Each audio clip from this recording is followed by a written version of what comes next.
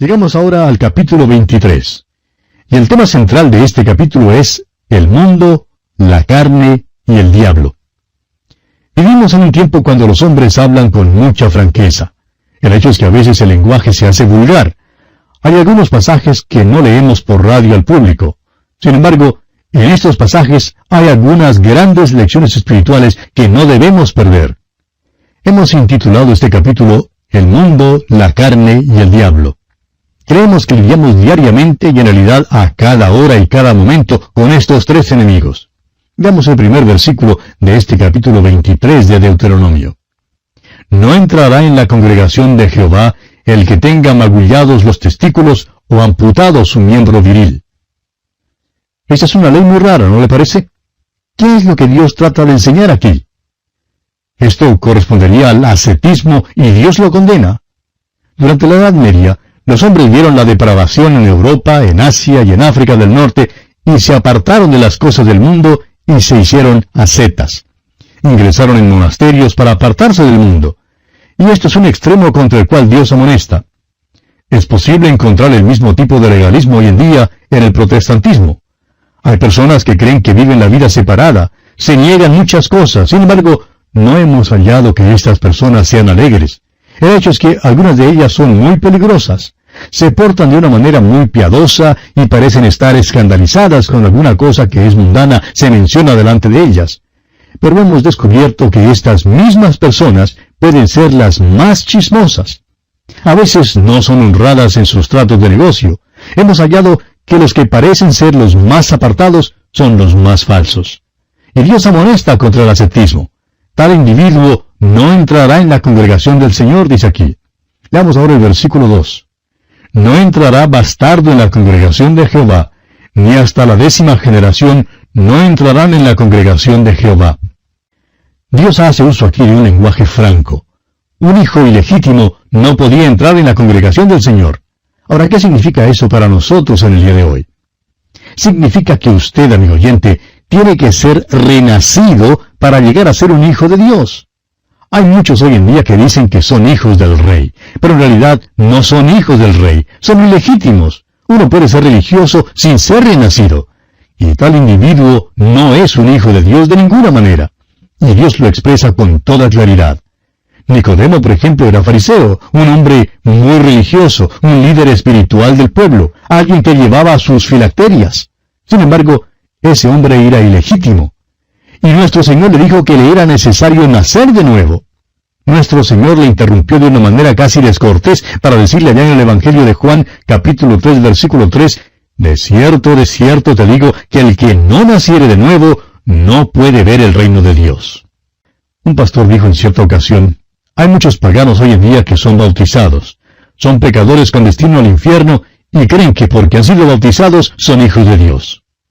Dios dice que el hijo ilegítimo no entrará en la congregación. Dios no tiene ningún hijo legítimo. Todos sus hijos son legítimos porque han sido renacidos. Y permítanos, amigo oyente, hacerle esta pregunta. ¿Ha sido renacido usted?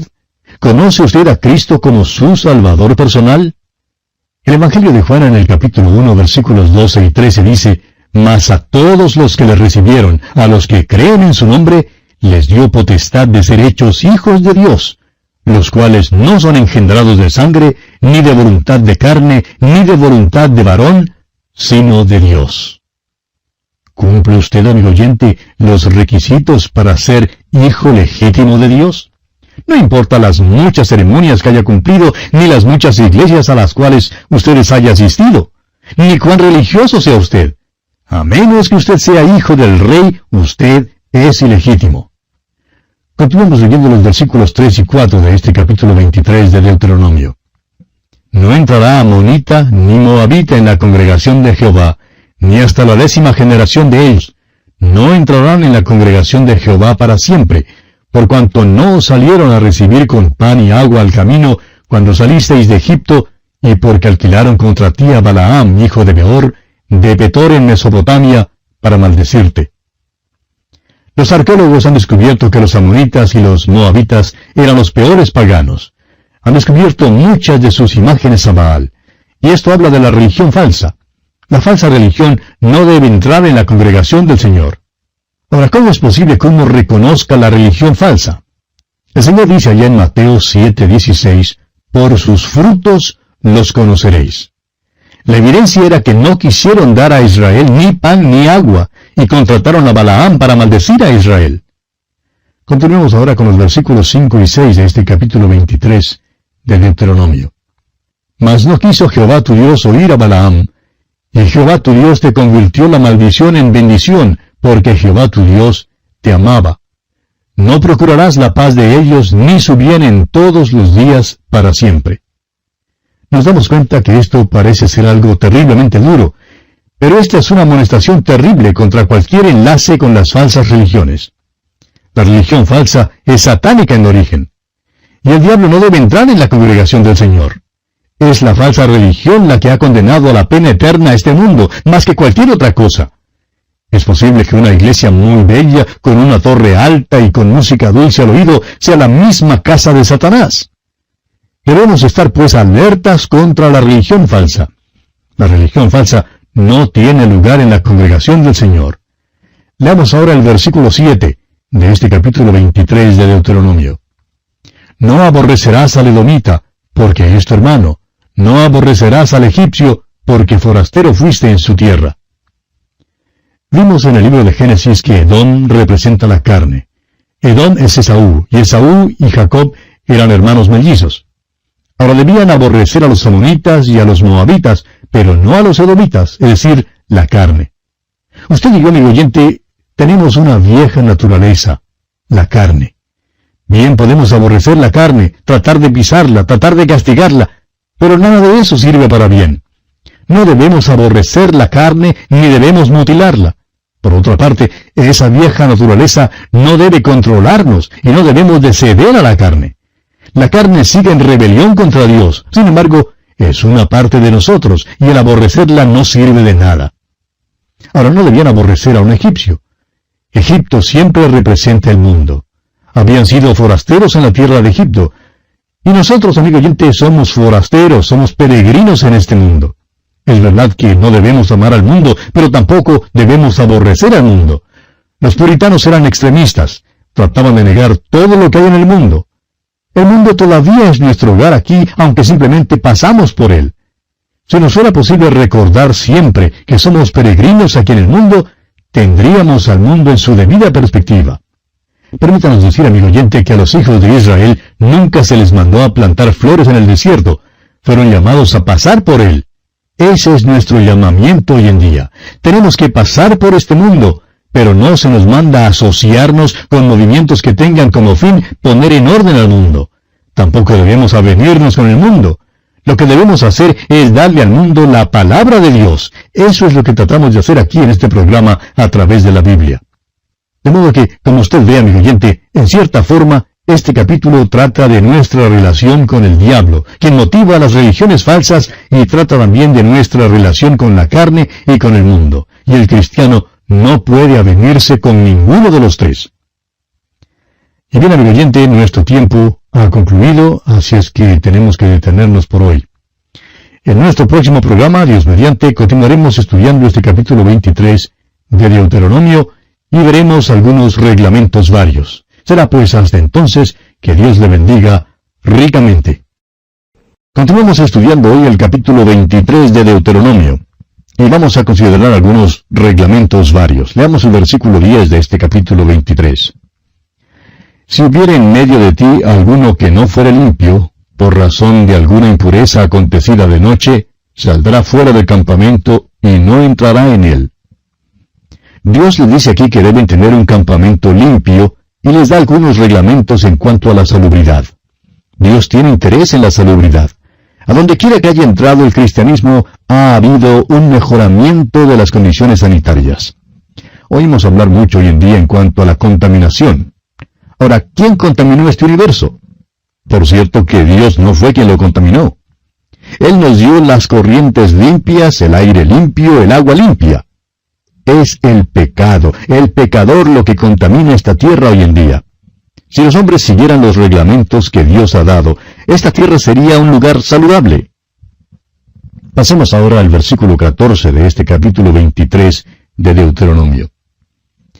Porque Jehová tu Dios anda en medio de tu campamento para librarte y para entregar a tus enemigos delante de ti. Por tanto, tu campamento ha de ser santo, para que él no vea en ti cosa inmunda y se vuelva de en pos de ti. Dios tiene interés en la limpieza, amigo oyente. Creemos que fue Webster quien dijo que la limpieza es lo mejor después de la santidad. Y nosotros creemos que la limpieza es una parte de la santidad. Debemos ser limpios de cuerpo, limpios de ambiente, limpios de mente, limpios de pensamiento y limpios de acción. Debemos ser un pueblo santo en el mundo hoy en día. Este libro es muy práctico, ¿no le parece, amigo oyente? Pasemos ahora al versículo 17 y leamos también el versículo 18 de este capítulo 23 de Deuteronomio. No haya ramera de entre las hijas de Israel, ni haya sodomita de entre los hijos de Israel. No traerás la paga de una ramera, ni el precio de un perro a la casa de Jehová tu Dios por ningún voto, porque abominación es a Jehová tu Dios tanto lo uno como lo otro. Dios no quería que las rameras ni los sodomitas estuvieran entre su pueblo. Sin embargo, parece que el pueblo desobedeció a Dios y hubo algunos en esa tierra. Dios dice que no aceptará dinero de lo que es ilegal ni de lo que es inmoral, porque no quiere nada de eso. Ahora vamos a decir algo aquí, amigo oyente, que sabemos que no nos va a traer mucha popularidad, y es esto. Creemos que ninguna organización cristiana debe recibir dinero de alguna industria que sea ilegal o inmoral. Sabemos que las industrias de licor, por ejemplo, tratan de hacer donaciones a organizaciones de caridad, como capa para cubrir sus actividades clandestinas. Pero creemos, repetimos, que ninguna organización cristiana debe aceptar donaciones de ese tipo. Leamos ahora los versículos 19 y 20. No exigirás de tu hermano interés de dinero, ni interés de comestibles, ni de cosa alguna de que se suele exigir interés. Del extraño podrás exigir interés, mas de tu hermano no lo exigirás, para que te bendiga Jehová tu Dios en toda obra de tus manos, en la tierra a donde vas para tomar posesión de ella. Tenemos aquí un reglamento con respecto a las relaciones comerciales y al pedir dinero prestado. Continuemos con los versículos 21 y 22. Cuando haces voto a Jehová tu Dios, no tardes en pagarlo, porque ciertamente lo demandará Jehová tu Dios de ti, y sería pecado en ti. Mas cuando te abstengas de prometer, no habrá en ti pecado. Un voto al Señor es una cosa voluntaria. A nadie se le requería hacer un voto. Sin embargo, una vez que la persona hubiera hecho un voto al Señor, ese voto era categóricamente obligatorio. Ya hemos hablado de esto anteriormente. Ahora los versículos 24 y 25. Cuando entres en la viña de tu prójimo, podrás comer uvas hasta saciarte, mas no pondrás en tu cesto.